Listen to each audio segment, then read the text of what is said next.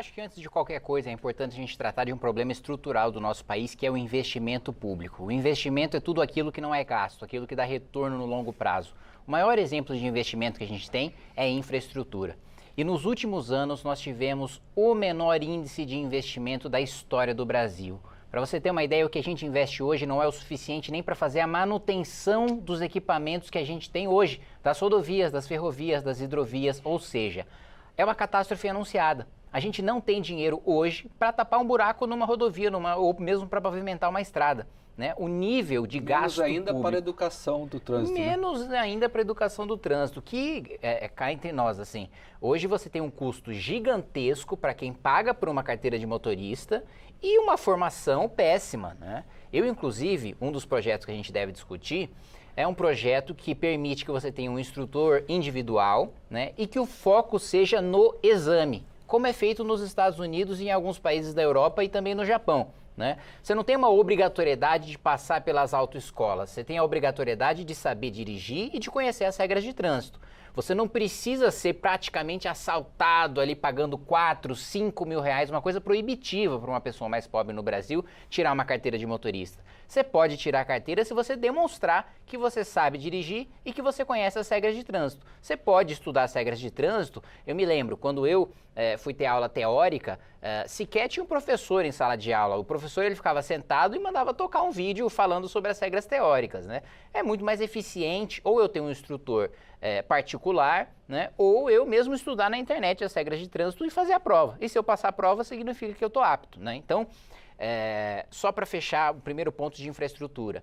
A gente gasta muito com super salário, a gente gasta muito com desperdício mesmo na Câmara dos Deputados, no Judiciário, no Ministério Público. Para você ter uma ideia, esse ano eu entrei com uma ação no Tribunal de Contas que barrou R$1 bilhão que iria para juízes e para promotores que já recebem mais de 40 mil reais por mês. R$1 bilhão que eles receberiam ilegalmente. É esse dinheiro que está saindo do investimento público, da infraestrutura, que está matando gente na ponta. Né? Inclusive no trânsito. No trânsito, principalmente no trânsito, porque o investimento é principalmente em rodovia. O Brasil, desde o Juscelino Kubitschek, é um país fundamentalmente rodoviário. Né? Então, quando a gente fala de infraestrutura, a gente fala de rodovia. E quando você não tem investimento público, você não tem o mínimo, né, para essas pessoas conseguirem transitar em segurança. Né? Então, a gente precisa solucionar essa questão dos privilégios. Eu apresentei uma PEC nesse ano, que é a PEC antiprivilégio, para cortar tudo aquilo que é penduricalho de quem recebe mais do que o teto remuneratório da Constituição, né, que é o salário do ministro supremo, 44 mil reais. Isso já daria uma economia anual de 15 bilhões de reais. 15 bilhões de reais é o suficiente para salvar muitas vidas nessas estradas e nessas rodovias. Né? Muito bem. Vamos falar um pouquinho do seu conjunto de 8 projetos? Vou começar por um que torna facultativa a frequência em autoescolas, que é justamente isso que o senhor falou, para obtenção de carteira de habilitação, não é Exatamente. Isso? A gente está no modelo arcaico em que a pessoa é refém, muitas vezes, de uma autoescola que cobra muito e que, muitas vezes, ensina pouco. Né? Então, a ideia você pode ter um instrutor particular, que é alguém que tem uma carteira de motorista há 5 ou mais anos, que não tem nenhuma infração e que pode dar essa instrução para a pessoa com um custo muito menor, e aí, no exame, ela comprova que ela é uma boa motorista. Aí você pode falar, bom, Kim, mas você não está afrouxando, você não está fazendo bom, você não precisa mais passar por uma autoescola, você não vai estar formando um motorista pior? Se o motorista, na autoescola, está passando pelo exame e é um mau motorista, o problema está no exame. E é no exame que a gente precisa solucionar. E não você cobrar 3, 4, 5 mil reais do sujeito para tirar uma carteira de motorista.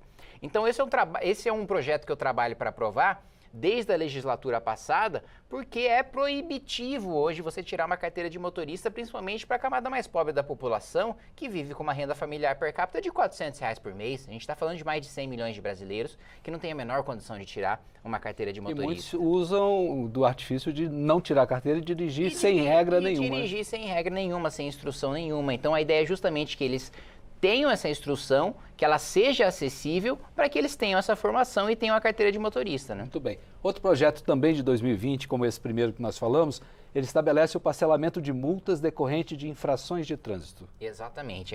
Isso aí é um parcelamento em 12 vezes, né, para que aquele que pague a multa é para ser educativa. Ela não é para ser arrecadatória. Infelizmente, muitas prefeituras utilizam a multa como um instrumento de caixa para fazer investimento, para pagar salário de professor, e não é para isso que serve a multa. A multa é para educar o motorista a cumprir as regras de trânsito, né? E não é para punir o motorista mais pobre também. Você não pode acabar com a vida do motorista mais pobre fazendo com que uma multa não possa ser parcelada e que ele fique com o nome na dívida ativa simplesmente porque ele é pobre, né? Então o motorista rico, eu posso pagar essa multa e vou cometer essa infração. E o motorista pobre fica comprometido pro resto da vida dele, né? E se endivida. A gente sabe do problema de endividamento que a gente tem nas famílias brasileiras. Então a ideia já é difícil para um motorista mais pobre manter um carro, pagar a gasolina. Se ele for penalizar os impostos, se ele for penalizado ainda mais, e eu não estou falando de não pagar, é pagar parcelado, sem juros, sem mora, porque a ideia não é arrecadar. Se a ideia não é arrecadar, por que eu vou cobrar juros do sujeito? Eu não estou emprestando dinheiro para ele. Ele está pagando uma multa educativa. Então a ideia é essa. Muito bem. Um outro projeto de 2021 que permite a remissão de penalidades quando o infrator doe sangue. Exatamente. Então se você tem uma multa média ou se você tem uma multa leve, o doador de sangue, ele pode abater essa multa, né? Ele pode deixar de pagar essa multa se ele doar sangue. Qual que é a ideia? Os bancos de sangue, principalmente desde a pandemia, estão esvaziados. E banco de sangue esvaziado significa principalmente acidente de trânsito em morte que poderia ser evitada, né? Então, muita gente... Uma coisa está associada à outra, de toda forma. Está diretamente associada à outra, né? Porque uma das coisas que você mais precisa quando você tem um acidente, principalmente um acidente grave, é uma transfusão de sangue. Pessoal, esse daqui é o meu canal de cortes, tem muito conteúdo aqui que você não encontra no canal principal, então eu peço que você se inscreva no canal, deixe o seu joinha e clica no sininho também para você sempre receber as notificações. Pessoal, eu preciso falar com vocês sobre esta revista aqui. Esta revista chama-se Revista Valete, é a revista do Movimento Brasil Livre que, tá linda e não só linda, com muita qualidade, mas também com muito conteúdo. Vou só dar aqui, uma folhadinha para vocês darem uma olhada na qualidade, na densidade dos textos, na qualidade das imagens. É uma revista absolutamente profissional e para você assinar, ter acesso a ela, é só você clicar no link que eu vou deixar aí na descrição para você receber a Valete bonitinha aí na sua casa, com artigos de gente muito inteligente para te atualizar e te deixar, né, no limite do conhecimento de várias áreas envolvendo filosofia, história, geopolítica, política, economia. Assinem a revista Valete, que ela tá muito boa e toda semana, todo mês a gente tem depoimento de leitores muito felizes com a Valete.